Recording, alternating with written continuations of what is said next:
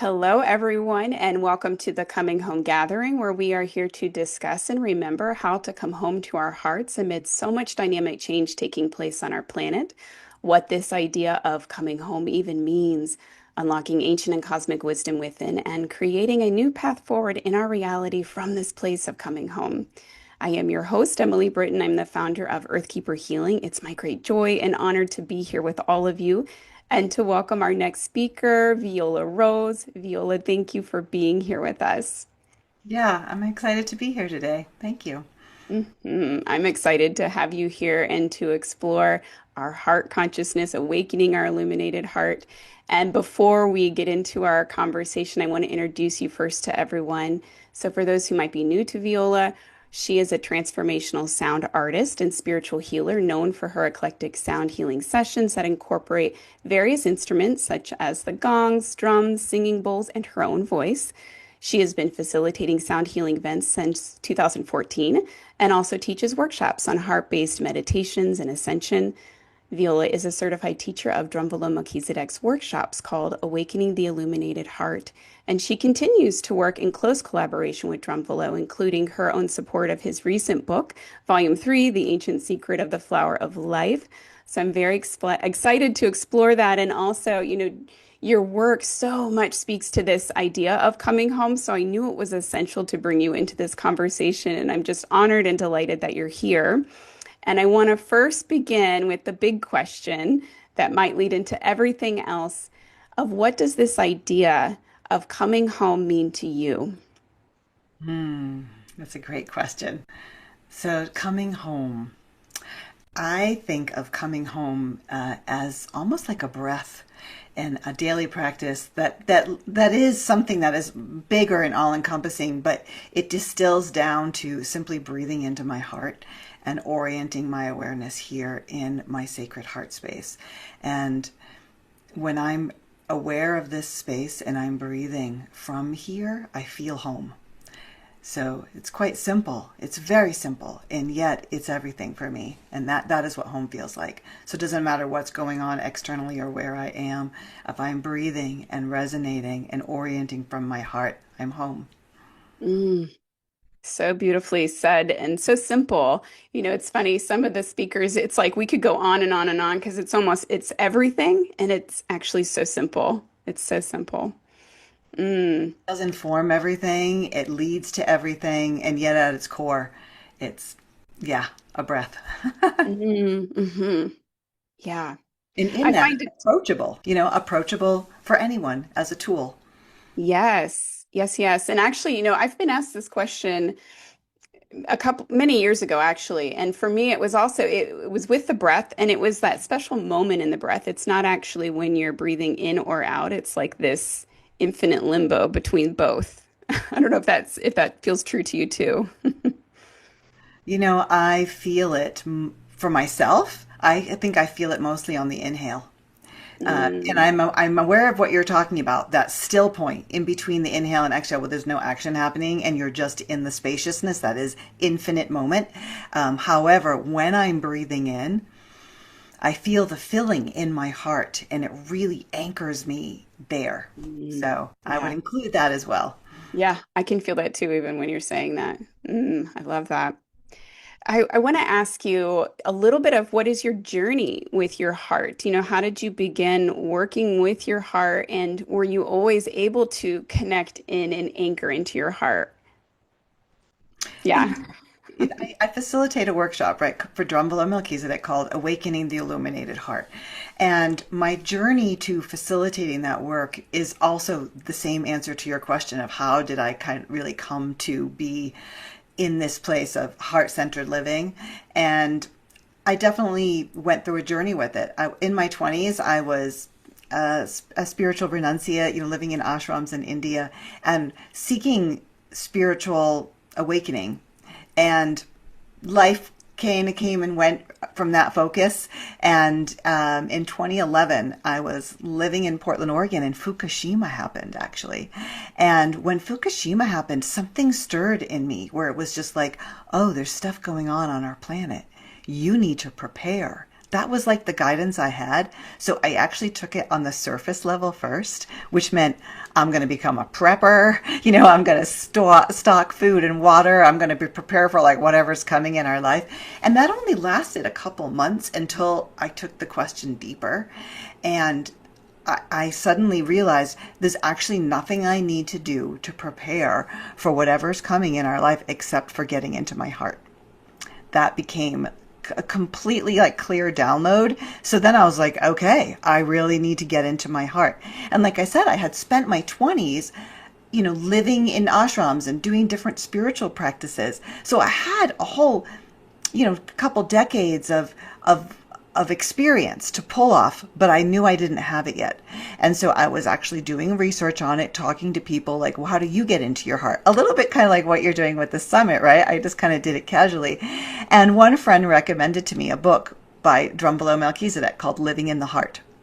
And I read that book, and when I read it, it was light bulbs after light bulbs going off. And I realized, oh, okay, there's actual tangible methods that he is presenting to literally get into your heart, not just a concept or an abstract idea of getting into your heart, but how do you actually take your consciousness, your awareness, and move it physically even into your heart so that you're living from here.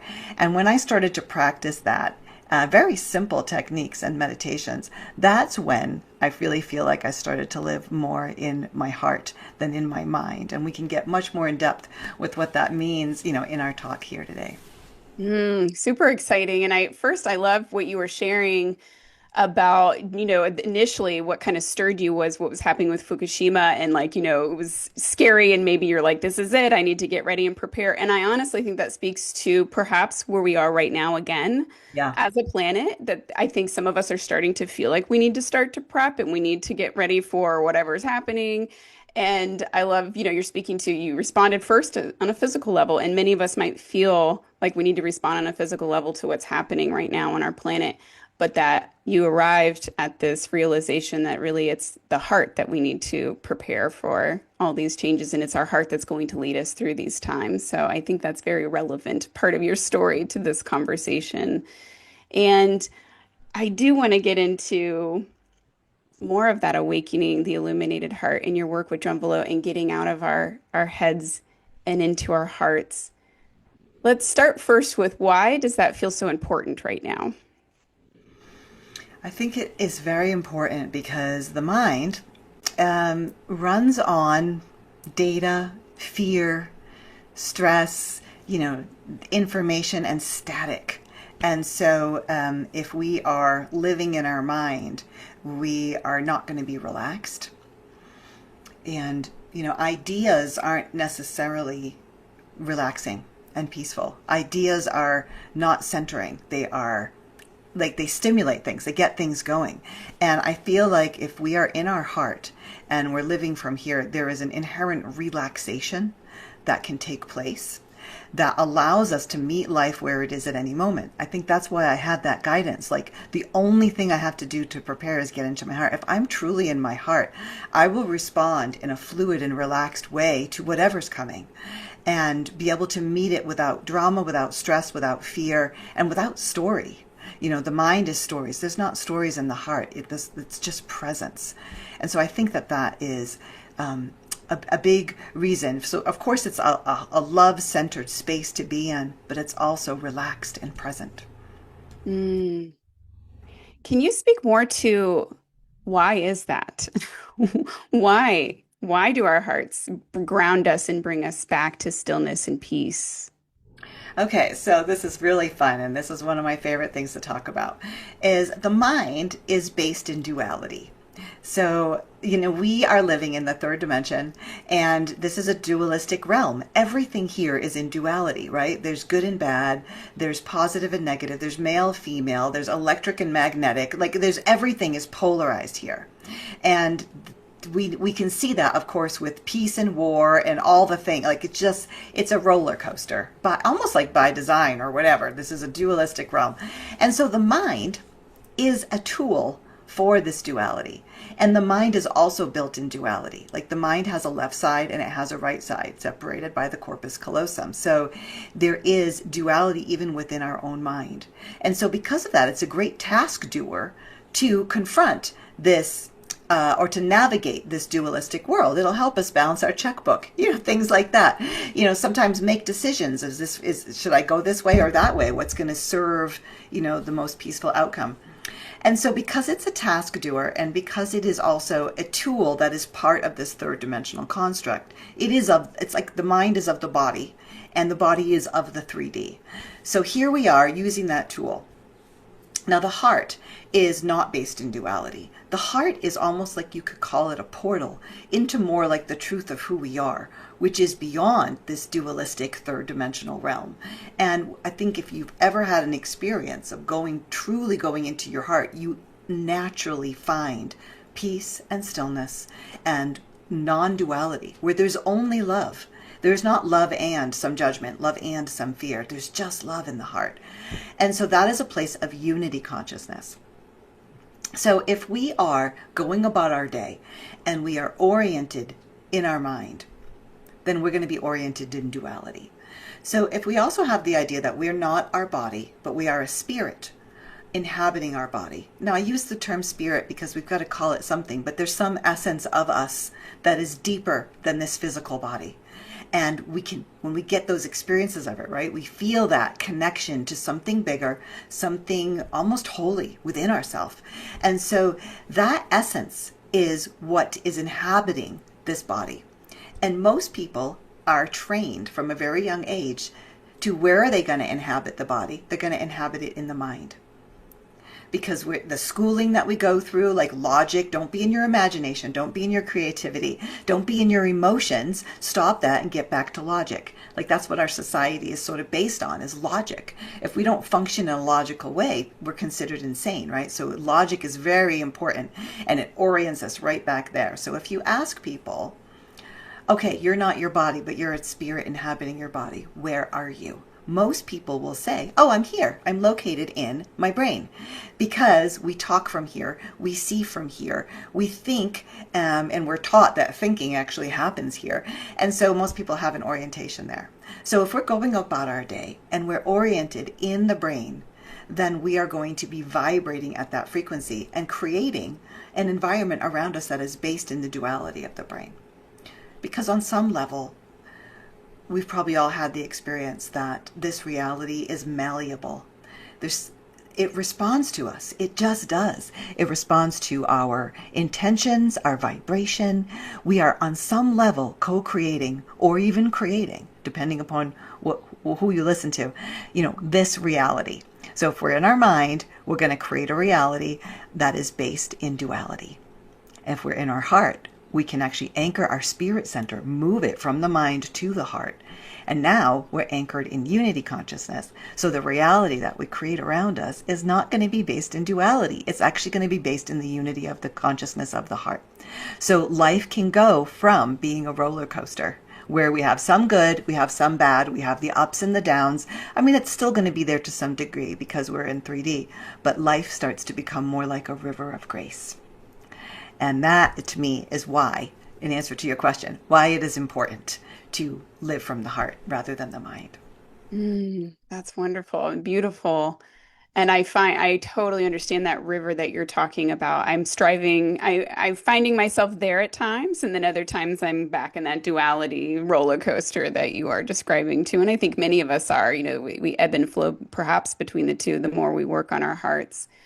Wow. So my question about the mind then, how does it serve us? Or I guess how do we come into relationship with it with our hearts? Is it just to help us process duality in this physical realm, or can we actually work more in relationship with it once we awaken our hearts? Well, I do think that the mind is an important part of what makes us here, be able to be here and be human. It is part of the body, and I think it's a good task doer, like you said, but it also, helps to keep the body alive. And so it functions in a way to keep the system alive. And so it can help with discernment and helping make decisions that will help keep the physical body alive. And there's many schools of thought that are counter to the mind, where the job is to completely sort of eradicate the mind through extended meditations and so almost fighting against it. And my experience anyway is that there's no fighting against the mind. It doesn't go anywhere. It may get you somewhere a little bit over time where you can learn to have more spaciousness in between the thoughts, but that can also take decades, and it is a worthwhile endeavor to do. However, if we just let the mind do its job and we don't fight it and we love it and we love it from the heart and we be at peace with that's just a part of the makeup of this duality and not fight against it, then we can put the mind in service to the heart. Whereas in our modern culture, things have become flipped the other way around, where the mind's in charge. It's running the show, it's running our life, and we're making decisions from the mind. And maybe once in a while the heart comes in, but ultimately the mind's making all the decisions. But we can flip the scale and have the mind be in service to the heart. So like, I need some help from the mind to logically figure this out right now. So mind, I'm going to put you in charge of balancing my checkbook right now. And you got that for a half an hour, and then I'm going back to my orientation here. And one other thing I'll add about that is if we are at peace with the mind, then the mind can give its commentary all day like it's going to do, right? Like the mind doesn't seem to stop. It's like all day long giving commentary on everything we're doing. Even if we're trying to do a deep spiritual practice and meditate, there's the mind going, are you in your heart? Are you not in your heart? I don't know if you are, blah, blah, blah. And so just being at peace with it's going to do that all day. So I'm letting the mind do this here. Spinning, talking, static, all the things. And it's like, that's great. You do you. And I'm going to orient here and let both coexist. And the more I anchor here, the more all those various voices and thoughts are still there, but they're just in the background. They're not running the show and they're not demanding my focus. So I think that's the goal. The more we anchor here, the less prominent this becomes. And we're at peace and we're in harmony with both. Wow, that's powerful. It's powerful to be in our hearts. Yeah. It feels like, yeah, just a huge empowerment. So let's dive deeper into that as far as how does someone begin? Perhaps they haven't quite been as aware of living from their hearts and even understanding or learning about their hearts. Where does one begin this journey? Yeah, it's a great question. It's so abstract. And it's like, okay, I'm going to live in my heart, right? What does that even mean? How do we do it? And so this idea of living in our mind as opposed to living in the heart, right? We're not our body. We're a spirit inhabiting our body. So let's take that spirit, which is normally anchored right in the center of our head, and orienting from here, we can actually change that vantage point and that orientation. And the way that we do it in the Awakening the Illuminated Heart is to tune into that spirit center. Where does it inhabit your body? And then move it almost like you're physically traveling in your body, and you move it down into the sacred space of your heart. So what's the sacred space? Is it my physical heart? Is it an energetic space? And it's a little bit of both. And so you can actually travel right into your physical heart with this little sphere that you might imagine traveling down and in and going into a place that feels like a sacred temple. It really does. It feels like a special place. And people, even if they've never done work like this, they've probably experienced it before when they were just watching a beautiful sunset or maybe having a loving exchange with someone. You enter that space where there's peace, there's love, and it's almost magical, right? And nothing else is going on. You're totally in the present moment. So sometimes when in the workshops, when we take people down in there, people will say, oh, this place, I know this place. I've actually been here many times before, or a few times before. I just didn't know what it was or what to call it. So it can actually feel familiar, and it feels like home. It is coming home. To going with the theme of this event, it is coming home. And it's like, here is my inner sanctuary. And when we get there, now we're anchored in the heart space. And so then we'll come out of the meditation and we come out of the focus and we might bounce right back to the mind. And that's okay. That's the training. That's the journey.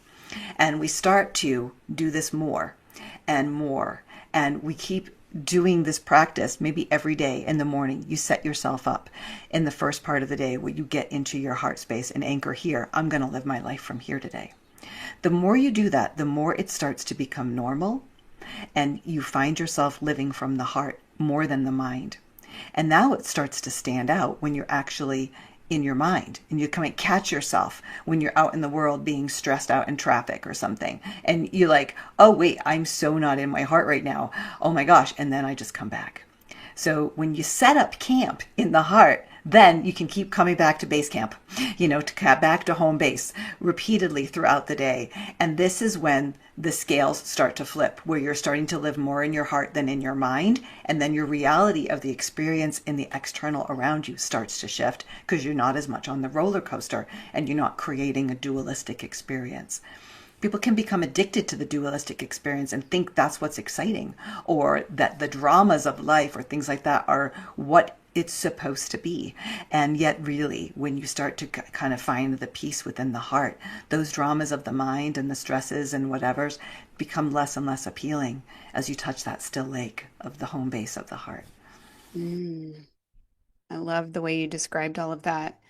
So, one question surfacing up for me. So, I'm a shamanic practitioner and I work in a very different way of helping people come home. And what I find and I work with cacao, and that's a heart opening medicine. And I find that for some people, arriving home can also surface up deeper wounds and traumas, and they're not expecting that. They're expecting immediately to feel the wonder and bliss of their hearts, but instead they're feeling maybe the anger or the rage or the deep sadness. Do you find in this practice of awakening the illuminated heart that they've discovered those things too and then have to move through them? Or how would you, share about trauma and deeper wounds and this journey of coming home to your heart? Wow, that's a great topic.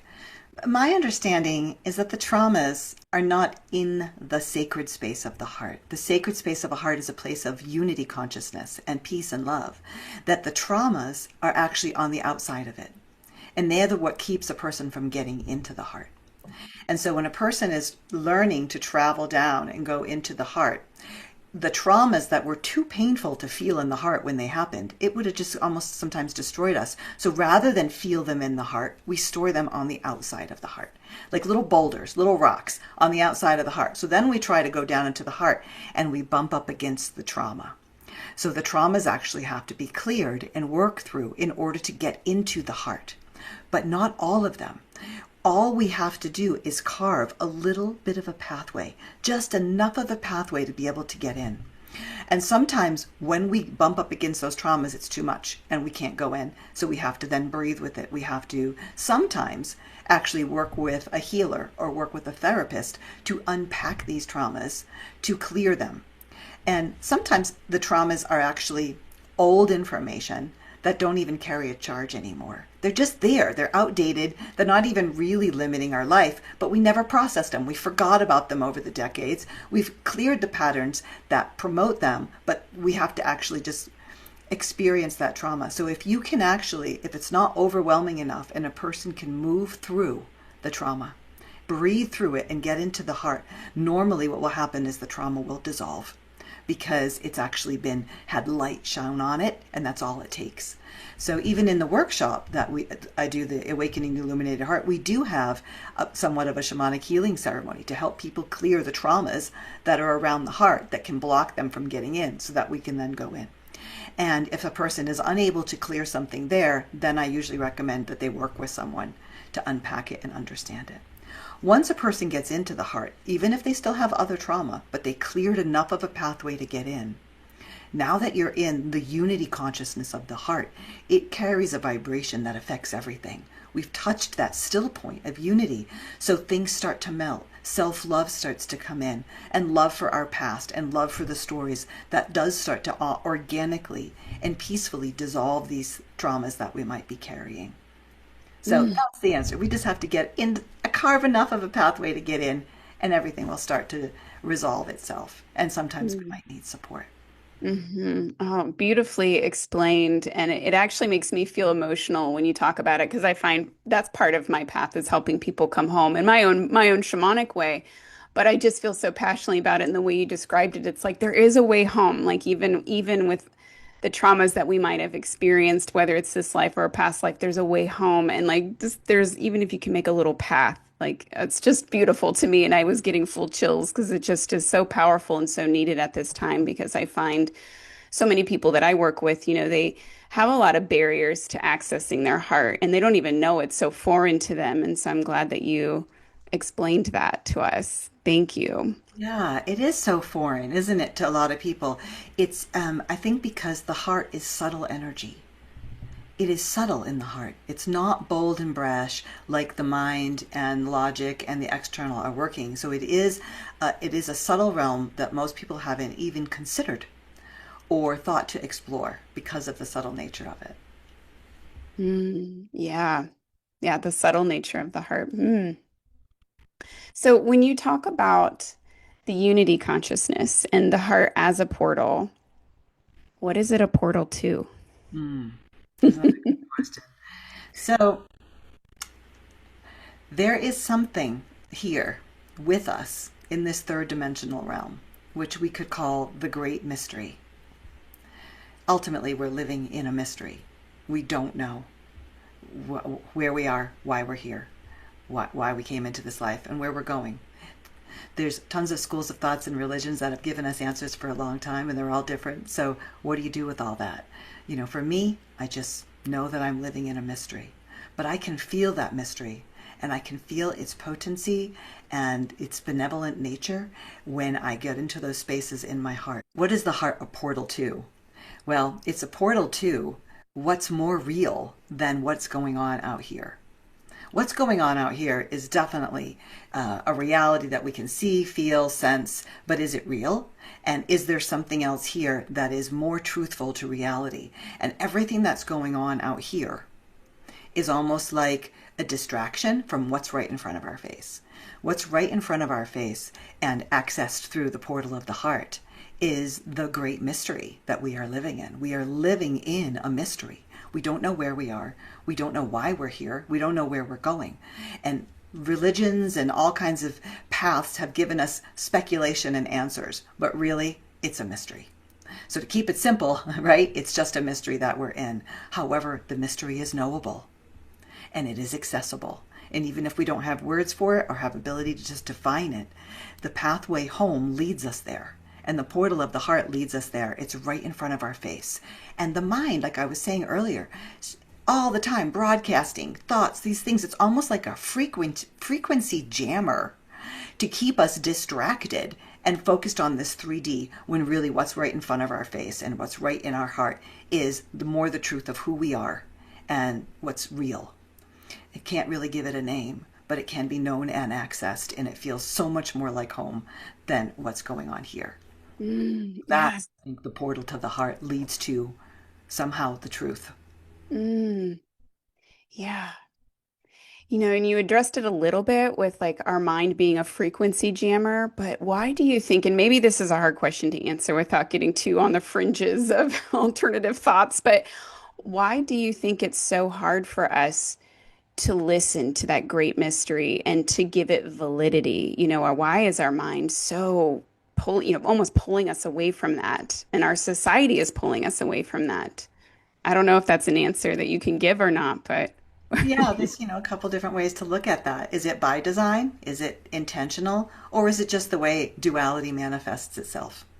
In duality, you're going to have the big, the brash, the bold distractions, and you're going to have the subtle nature of what's deeper beneath, beyond that, or beneath it, or within it. And so that is also a duality. And the way that things are presented to us in this world is what's presented is options to respond to the invitations of life and to take the bait almost of the big, the brash, and the bold, and it leaves the subtle more unavailable for people. And also just with our lifestyles and with the food we choose to eat and all the things that keep people unhealthy, it makes it harder and harder to be able to focus on the subtle because we're kind of trapped in the hierarchy of needs. We have to get food, shelter, and sleep and safety. And so that takes all our bandwidth and there's nothing left for the subtlety. And so it's almost a luxury to be able to do that. And yet I think it's of utmost importance and is actually more primary than the physical needs of all the things around us. Mm-hmm. You brought something up too about, the demands that we're feeling of shelter and food and, money. And, for people who might be so busy right now, do they need a lot of time to begin almost like rewiring their awareness into their hearts? Does that take a lot of time? It doesn't need to take a lot of time, but it needs to be consistent. I feel like somebody would get much more benefit rather than once a week, I have 30 minutes to devote to a practice of getting into my heart. If they just did 5 minutes a day, that by the end of the week was the same amount of time, that's going to have way more benefit than doing it less frequency. So frequency, daily, dropping into the heart, setting the anchor point here. It could just be 5 minutes in the morning. And then as you go about your day, remember to relax into the heart. Relaxing. Like I just went to the dentist last week and I love the experience of when it's really intense. There's drilling going on, there's things. And then having the opportunity to practice relaxing the body while the intense stuff is going on and all the tension. Can I stay fully relaxed in the face of what's happening right now? And that's what yoga is, right? Yoga is stay in the pose. Something's really uncomfortable. Your muscles are giving out. Stay in the pose, stay in the pose. There's a training there. And so if we make being in the heart and the relaxation in the heart the home base, then as we go about our day and the stresses and the tensions of the stress of the world are going, can we stay relaxed in the heart? Can we stay in the pose of being in the heart and relaxing there, choosing to be in a relaxed heart state? So it doesn't take a lot of time, but it takes a little bit of groundwork to set up a home base, and then it takes consistent remembering that whenever you catch yourself not there, you relax, you breathe into the heart, you come back to home. Yeah, and I'm hearing too, or feeling at least this, it's also a little bit of a commitment. It's part of that frequency of a commitment to your heart, to show up, to come back home to your heart. Yeah.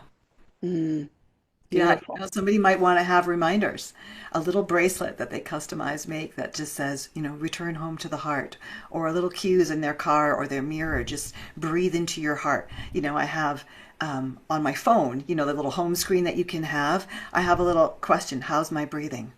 Just like to remember, oh yeah, am I paying attention to my breath? Am I being in my heart? Just those little cues can be so helpful. hmm And I did love your story of being at the dentist because I have the same experience where I'm like, I don't even realize it at first. I'm like super tense and I'm like, oh my gosh. But it's so amazing if you bring your awareness there, like, wait a sec, I can relax right now. And you notice, or I notice my muscles gently relaxing. I can ease into this dental chair and I'm like way more calmer and grounded. It's amazing. So some of it is just that awareness. Yeah. Mm, And there's many things in our life like that example, that provide those opportunities.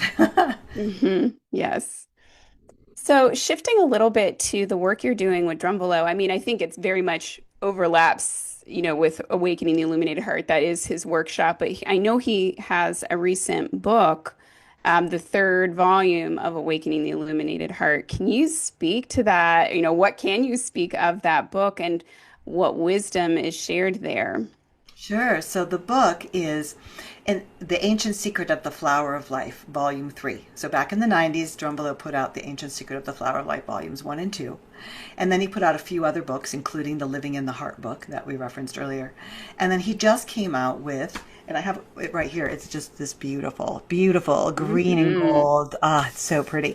And so the Ancient Secret of the Flower of Life, Volume 3, Awakening the Illuminated Heart is the subtitle. And it is based on the Awakening the Illuminated Heart workshop that I facilitate. And so it's transcripts from that work that he taught for many years and that many of us teachers, there's about 100 Awakening the Illuminated Heart teachers in the world, and we've been teaching this work since 2012.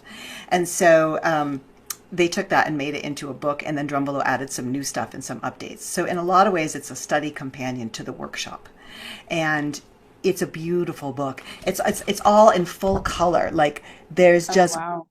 it's like a magazine quality book. It's beautiful and it is inspiring. And I love the way that it presents the work of the Awakening the Illuminated Heart to the world. And so, in the past, the only way to get that information was to come to a workshop. And so now people can get experience of it through the book. It's still, you still want to come to a workshop to really get the embodiment and get your questions answered and be with the group. However, the book itself also comes with audio meditations to guide you through some of these meditations. There's 25 audio meditations. You buy them separately, and the place that you get those is from the publisher directly, which is Light Technology, produced this book. It's the same publisher that's been producing Drumbelow's books for many years. And it's the same publisher that created a magazine called the Sedona Journal of Emergence, which is a popular New Age magazine. So on their website, you can buy the audio meditations. And Drumbelow himself is leading 5 of those audio meditations, and then I'm leading the rest of them.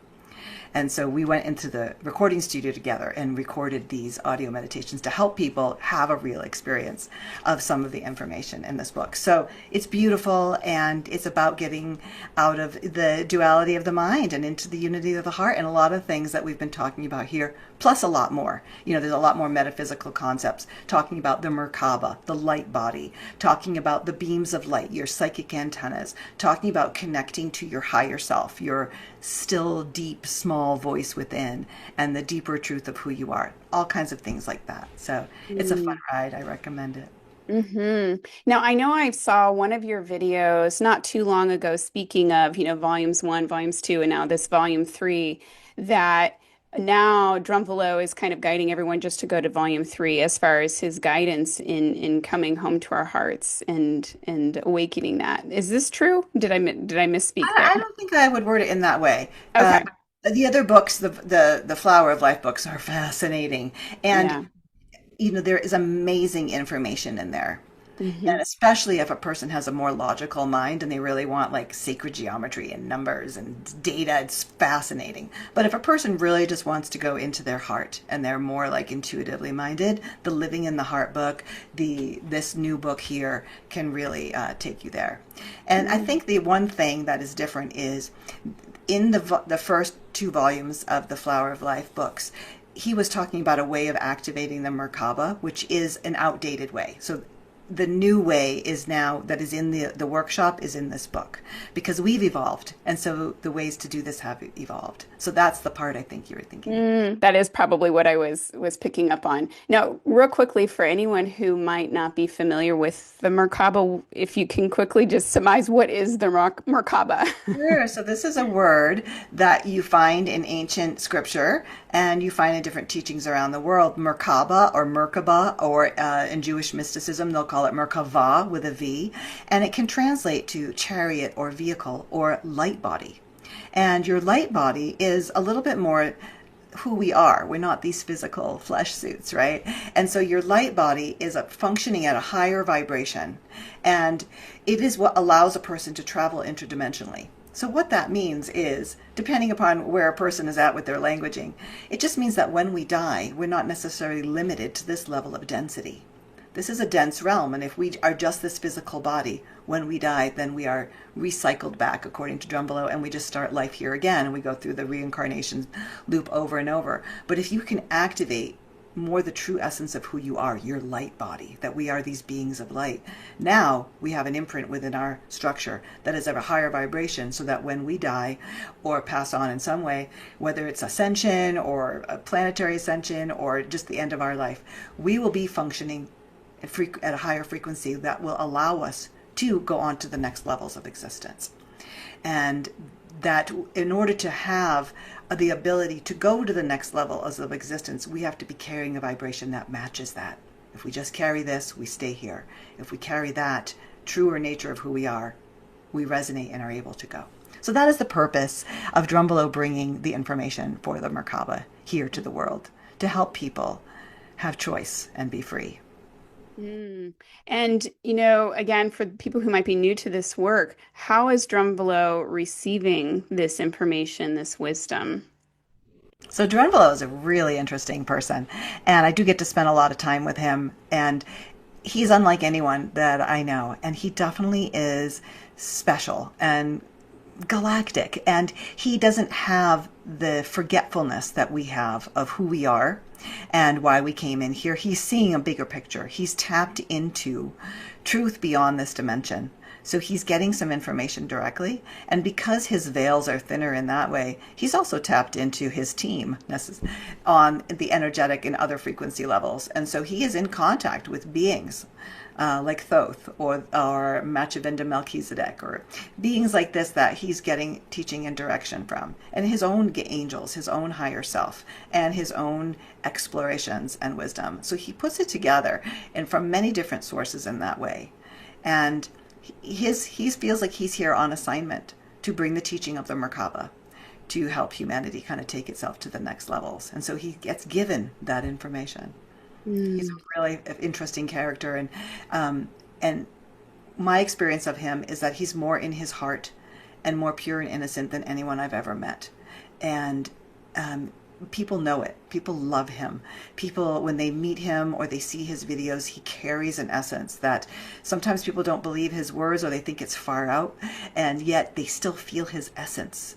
And that's how I felt when I first read his books years ago. I was like, this is far out stuff. I don't know about this. And yet I believe that he is honest and truthful. He's carrying a frequency of the heart that models it for us in a really sweet way. Yes, thank you. And I was going to ask you, like, for anyone who might still be feeling a little skeptical, because I know when I read the first one, it was like the wisdom and what was shared really resonated with me. But then my mind was like, is this true? Like, did he really channel that information? And so you speak to that a little bit. Do you have anything else to speak to any of the skepticism that people might feel in regards to the wisdom that's, shown in the books? Yeah, you can take his information literally, or you can take it as metaphor or myth and stories. It's not as important, the facts. That's the mind. The mind wants facts, and the mind wants to know what's true. But if you listen from your heart, and you listen from a deeper place and receive whatever transmission is being generated on deeper levels, that to me is more important and is where the gold is and what he's sharing. So you don't have to get so caught up in, do I believe him or not? Like, there's so many people out in the world sharing so many different kinds of informations, and all of the informations are different. What do you do with that? Do you have to pick one and believe it? That's what our culture tells us we have to do. I'm a Christian. I believe in Christianity. Now I'm not. Now I'm a pagan. We have to choose one thing to align with it. It's almost like we're programmed for worship. We're programmed to follow a specific path. But when we start to let that go and we just take in the offerings that are being offered by all these amazing people, we don't have to put it in a box of I believe it or I don't. I just take stuff in from many, many different sources. What resonates, what doesn't, I leave, but some things I let marinate and I see where the currents cross. And what develops in me is my own knowledge and my own truth that I can believe within myself. And many of these people can play inspirations. And he's a beautiful heart-centered inspiration, whether you follow along with his far out journeys or not. Mm, beautifully said. And it really resonates with this gathering. I felt very called in my own heart to bring together all these voices to show us how to come home. And some of them are from a more Jewish background or Islamic background or more galactic backgrounds or whatever, shamanic backgrounds. So they all are different paths that can lead us home. And so that was beautifully expressed. And so Drumvalo is included in that as a path home. And I'm so thankful that he's sharing that wisdom and information with us. I had one more question too about, speaking to him, receiving this wisdom and being more having this kind of direct channeling ability. I have found for myself that the more I can arrive in my heart and explore and come into relationship with it, that wisdom, that portal that you speak of, there's amazing wisdom that comes through and almost like channeling. Do you feel like this is part of what he teaches or part of what you believe that, if we can come into deeper relationship and work with our sacred heart, that this wisdom can come through, and we too can also have access to this wisdom. Absolutely. You know, the sacred space of the heart is connected to everything. You know, if there was a singularity or a unity point that connects everything here, like what if what's happening here is just one thing? It's all one thing.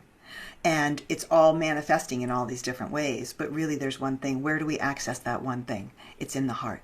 So we do have access to all the knowledge, all the wisdom, and yet we're going to receive it in our own unique way. And there is access to that in your own heart and also connecting with your own deeper nature. And we don't have to actually look outside of ourselves. We can go within. And so the seeking externally for different validation, different paths, different teachers, you know, Drumbolo's work and what I'm really lit up about is sovereignty, is that we have everything that we need inside of ourselves. We don't need to look outside of ourselves if we can just tap the wellspring of the one thing, of that holy space within and our own deeper knowing.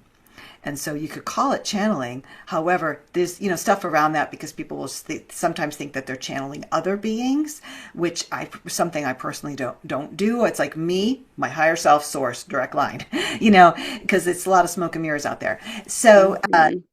so channeling, you know, isn't a term I would use, but I understand what you mean by it. But it's just accessing wisdom directly.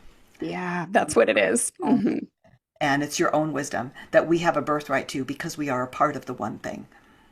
Ooh, that's exciting. And then it really speaks to, the new reality that we can create when we connect in with this all knowing. Yes, absolutely. Hmm. Yeah. Mm. We start to be in the heart. We start to be in this river of grace. We start to feel relaxed and we're not in fear. And now we can start to create a reality based upon love and not one responding to the world externally in fear. And that is where the newness can come in and carving these new paths that so many of us feel that we're here to do. We're here for something. And so many people feel that way. And there's many terms around it, starseed, light worker, whatever, but so many of us feel like we're here at a precipice to start something new. And I would advocate that that newness is going to come through us. Ah, gave me chills. Yes, very exciting. Yes, yes, yes, yes. Okay, so for anyone who's like lit up listening to this and super excited to maybe dive deeper, you're Awakening the Illuminated Heart workshops. Can you speak a little bit about them, how people can access them and learn to work with the workshops, work with you or any other practitioners? Yeah, absolutely. So my workshop is violarose.com, and on there I have my workshop offerings listed. My schedule's built out for the rest of 2026, and then as half the year goes by, I'll add more workshops. But I teach the workshop in person in the Sedona, Arizona area where I live. And so I'm doing that every month or so. And then I also, every month or so, teach a workshop online. So this way people can attend who don't have the ability to travel in person and from, all around the world. So I'm doing it live online. And I also have a self-study pre-recorded version that was from a live online group. And then a person goes through and asks me questions at the end of each day. So you're getting real-time guidance. So there's many options and ways to access this work. And on my YouTube channel, which is Viola Rose on YouTube, there's also a lot of videos of me talking about this work and kind of going further into it. So Mm, lots of opportunities to mhm. dive in. And how long, so if people wanted to come in person and experience this workshop, how long is it? It's 4 days. Mm. 4 day intensive. It's a life upgrading, life changing, galactic superhero activating, like just adventure. Drumbolo really created a masterpiece with the workshop, and it's just I love it. Even though I've taught it well over 100 times, for all these years, every time I go through it, it's just profound the way that people come online and heal. And so it's 4 days, like 9:30 to 5 p.m. And a lot of different experiential activities, healing ceremonies, guided meditations, PowerPoint presentations, all kinds of stuff to take you on a journey to lead you Mm. to your heart. That sounds super exciting. And I also know that you have generously shared a gift. So if people maybe aren't ready to leap into those workshops, you've offered us a free meditation, a guided heart meditation, but also almost like a preliminary workshop on Drumbolo's work. Is that right? Yeah, it's like an hour and 45-minute class that will give you an introduction to the workshop and also give you an experiential journey of learning to travel from the mind inside and actually go into your sacred space of the heart. All the what we've been talking about here, there's an access for you to receive that. Thank you for sharing that. So before we end this beautiful conversation, which really is super exciting for me, I get lit up on when we talk about this. Do you feel like there's anything else that your heart feels is called to share in this conversation of coming home? Anything that's important with the dynamic times that we're experiencing right now? I think because we're in a pivotal time right now, I would say that um, learn to relax for no reason. Just that relaxation is our natural state. And remember that we don't have to tense up in response to what's going on externally, and that we can actually stay home in the heart, just stay home. And in that, we can respond, but we don't have to react. So staying home in the heart and relaxing regardless. Mm, Thank you. It's a beautiful way to end. And I even just you hearing that, I've felt myself even arriving more deeply in my heart. Well, thank you so much for sharing so much of your heart wisdom with us and your experience with Drumbolo and all the work you are bringing to everyone to help us all stay and come home to our hearts. Thank you. Yeah, what a lovely event that you're having here. So thanks for inviting me to be a part of it. Absolutely. And thank you, everyone, to listening and joining us. Please stay tuned for more beautiful speakers to come. Bye for now.